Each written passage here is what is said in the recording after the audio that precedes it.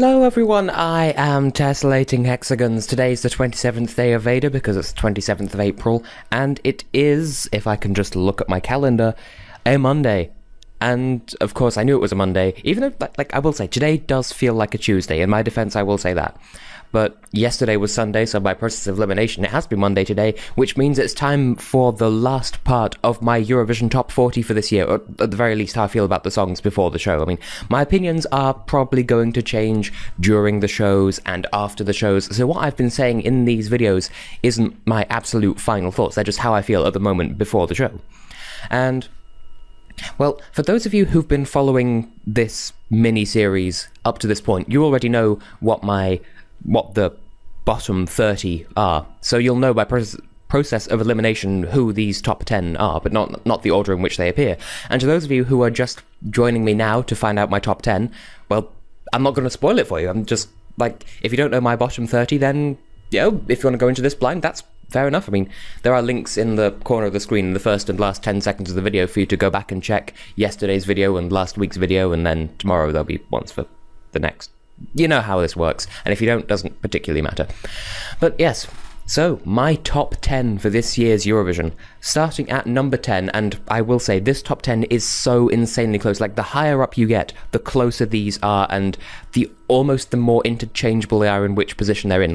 The position I put them in is the order in which they fit in my top 10, but they are so close, it is impossible to call. There's a matter of a fraction of a fraction of a fraction of a point in between each one. The quality of songs this year, if you know where to look, is actually pretty high. So, in 10th place, receiving 1 point from me, is Elina Born and Stig Rasta from Estonia. I think it's pronounced Resta, I don't remember, but there's something about the song Goodbye to Yesterday that I really enjoy. It may be the fact that as narrative songs go, it does tell the story really efficiently. It tells a plausible, believable story that could happen from the perspective of staircase wit. It's not things that these two lovers are actually saying to each other. It's things that they wanted to say to each other, things that they're saying in their heads that, oh, I should have said that, or oh, that's what I should have said, oh, we should have had this conversation. It's all a hypothetical rather than an actual thing that's happening, and that artistry combined with the simple but well presented song, that really sits well with me. And it's funny, I think it's the only one on this list from what I considered to be, if you'll pardon my microphone, a crap national final. Because what I've discovered this year is if a national final is shit in any way, then my opinions of the songs that end up winning them tend to be really unforgiving. See what happened with Cyprus and Austria and Ireland. I've underrated those just by virtue of I was really put off the song by the national final. This instance breaks that completely.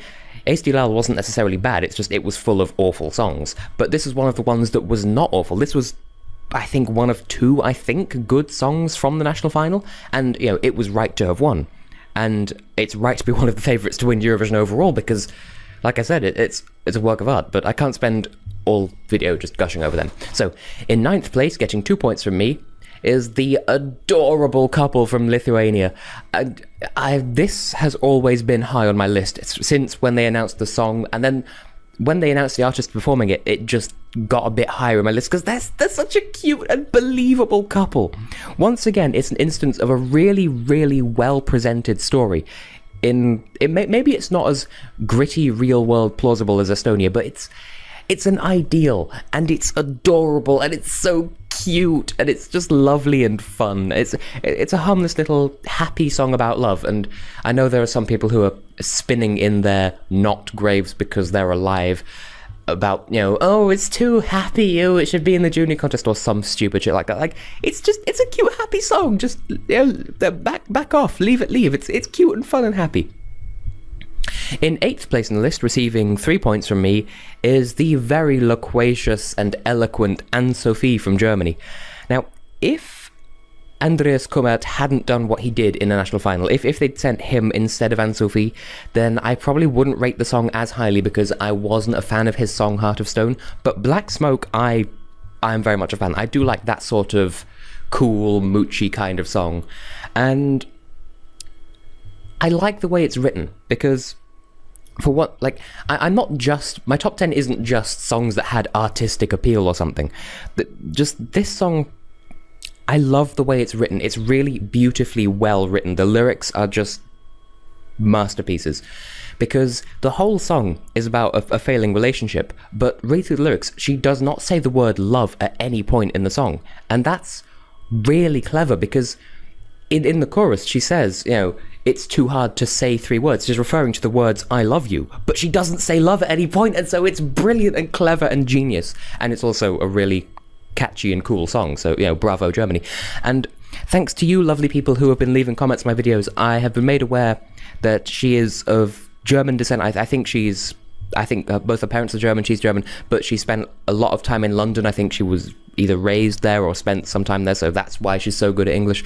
But it's just really impressive, the lyrics, that's what gets me, in short. Anyway, 7th place, getting 4 points from me, is San Marino. Now, maybe I am a little bit too soft on San Marino. Maybe I should look at them a bit more critically. But I don't know, I just feel this special resonance with San Marino as a country, so I'm a bit nicer to them than perhaps I would be to another country. But I think that's fair, because everyone else treats Sweden the same way, so everyone's got their vices. But yes, even without that, I would still rate San Marino quite highly this year, because I know people are probably going to object to it, and they're probably going to blame Ralph Siegel, when actually it's John O'Flynn that's the problem here. Well, I say the problem. It's the thing you're criticising is the responsibility of John O'Flynn, which is actually just a pen name anyway, but the guy who wrote the lyrics from 2006, the Swiss song If We All Give a Little, and so that's why the callback is in there. So don't blame Ralph Siegel if you don't like it. Blame John O'Flynn, or just blame yourself for being so intolerant of different musical genres. Jeez. So from what I've heard, it's of the Baroque pop style, and that suits it really well. It's a really mature and well-composed song. The only criticism I have of it, though, is, as I've made jokes about before, Anita Simoncini does sound a fair amount like she's just an afterthought, like she's the sidekick rather than an equal half of a duet. Like, maybe that's just me, but that's just the way it sounds to me, but she adds a nice kick to the song that the song wouldn't otherwise have, and so the fact that it is a duet, you know, with her vocal stylings adding to it, I think really lends a lot to the song. So, hate if you must, but please just be mature about it. I like the Samarinese entry, and I think it's pretty well. And granted, the lyrics are a little bit, I mean, they're eloquent, they're a little bit throwaway in terms of genre, in terms of, you know, oh, you know, let's light candles, make the world a better place. It's a bit generic, but they still go about it in a creative enough way, you know, I don't see any problem with it. In 6th place on the list, and getting 5 points from me, and this is where things get really close, is Norway. The Norwegian entry this year, like, for some reason, I like this one, but I didn't like Silent Storm last year, and I wouldn't say they're of the same genre by any means, they're of similar genres, that they're both kind of ballady sorts of lamentation kind of songs, but this one, something about it, I find it really beautiful and moving, and the story behind it, again, it's a song that tells a story, and they leave just enough to the imagination that makes you think, well, what was it that Merlin did when he was younger? What's the problem here? Please, you're not specifying enough. Did he kill someone when he was like 5 years old? But again, it tells a story, and it's not a one-sided, oh, I've been awful, therefore you no longer love me. It's more a case of, I've been bad, and so for your own benefit, I should let you go. Like, it's, again, brilliantly written, brilliantly executed, and just generally gorgeously done. And it's kind of a shame that they've not been signed to any major record labels, because this song, I think, is bombing in the Norwegian charts, but it's beautiful. It's just really good. But I don't really have much to say outside of that. Now, in 5th place, getting 6 points from me, Belgium. I really, really like Loic Nottet's song. It's, I think, out of all the ones, it has my favourite instrumental version, and granted, it is very stripped back. It's something that you could probably just produce in FL Studio, for instance, but that simplicity of it, I suppose, is what gives it some of its charm. The fact that the song itself is so simple, and yet he can add so many layers to it just by singing. And yes, the lyrics aren't perfect, but it's really well executed, and dare I say, motivating. It's a nice song that it's a bit unusual, it's a bit different, it's something that hasn't been done at Eurovision all that much before.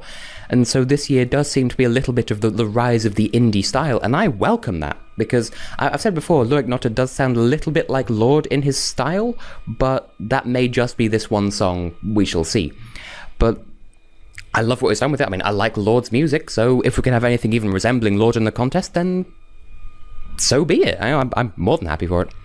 Now, in fourth place on the list, receiving 7 points from me, this may seem a little bit unfair, but the United Kingdom. Now, do hear me out. Last year, I didn't include the United Kingdom on my list because there were 37 entries, and so I took out the UK, so I'd have 36 entries, so I could divide that between the 4 weeks of VEDA. This year, if I were to do that, then it would only be 39, so I might as well just have the full 40 and include, have 10 songs per week. Breaks down nice and easily, but now there's a bit of a story behind this one. When I first heard the UK's song, I didn't know what to expect. I think no one that I know knew how to feel when they first heard the song, but I gave it a fair listen. When it first entered my personal top 40, it entered at entry number 15, and bearing in mind that wasn't a complete list at the time, there were still a fair few songs that hadn't been revealed, and the more I listened to it, the higher up it rose, and it's not going to get any higher than fourth place, unfortunately, but on my personal list, but it is up there. And from lovers and haters of the song alike, I've heard the more you listen to the song, the better it gets. The more you listen to it, the more enjoyable it becomes. And once again, it's a story of a cute, happy couple just being in love and having a semi-plausible story. And granted, it does just boil down to, I'm going on holiday. Okay, don't cheat on me, don't do anything stupid. Okay. And that's kind of it. But it's cute, and some people, I suppose, would criticize it for not having a single refrain, but I'd say that actually adds replayability to the song.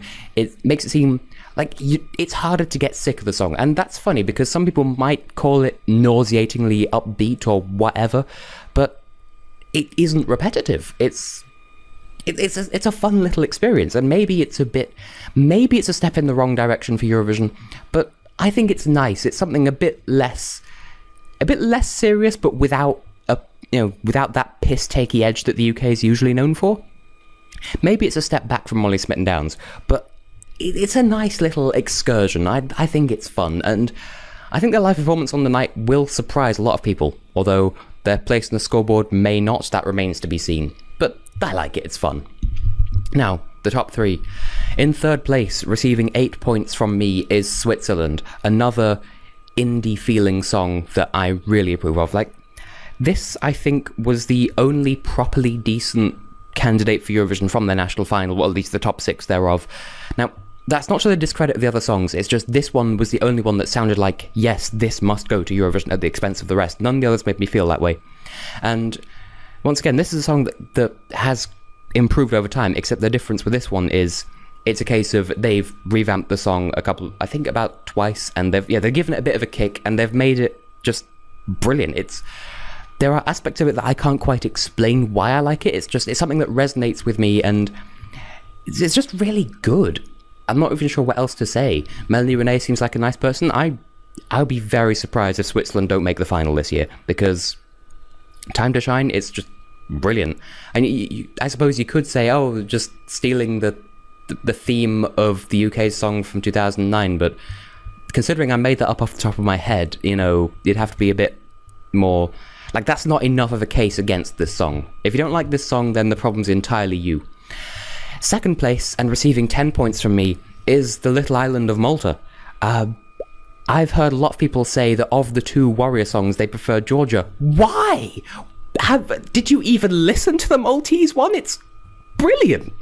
And the original version, I liked it a fair bit. And then they released the Eurovision version, which is all orchestral and dramatic. And granted, they've taken some of the lyrics out, but still, it works really well. Some people have accused it of being one of those shouty songs. Well, that didn't stop Rona Nishliu in 2012, so you can take your double standards, like the blue touch paper, and retire.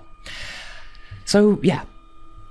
Once again, it's a song of empowerment, of feeling, we can do this. We have, she may be saying, I'm the warrior. Well, I had to become a warrior, but it's still a case of, we are not the enemy, we're really winning, all that.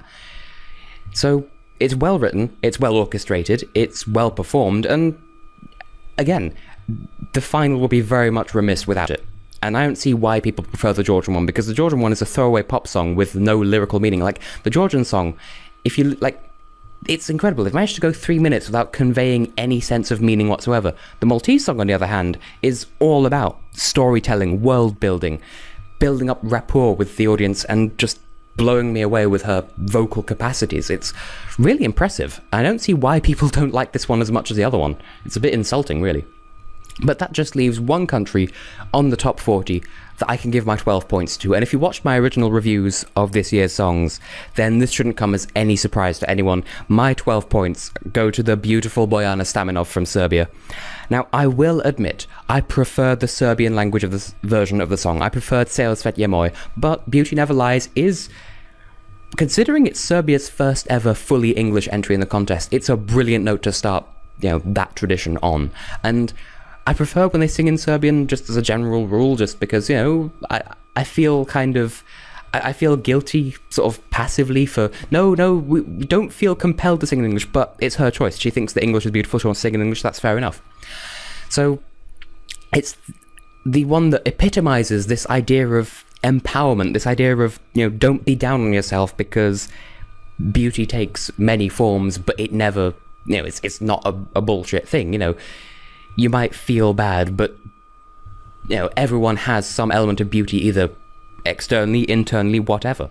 And that's also kind of the moral of Steven Universe, which, if you've watched my other videos from this VEDA, then you'd know that's one of my favourite TV series of all time. But, yeah, I love the presentation of this song, and Ben Charles Gray considered it a bit of a mess of a song. Like, I'm sorry, but what were you listening to when you wrote that part of Eurovision Wipe? I'm sorry, like, what? And perhaps it does seem a little bit, I don't know, a little bit masturbatory, a sort of, yes, we are beautiful, trust me, you're beautiful, I'm beautiful, everyone's beautiful. Maybe that does seem a little bit idealistic, but so's the Lithuanian one, so's the United Kingdom one. I don't really see the problem here. It's another beautiful song, and it's powerful as well. I mean, have you heard her voice? It's, like, it does the Chrysalide thing partway through the song, and I dare say she almost carries it off better than Valentina herself. It's brilliant, it's amazing. This is possibly one of my all-time favourite Eurovision songs, just out of nowhere.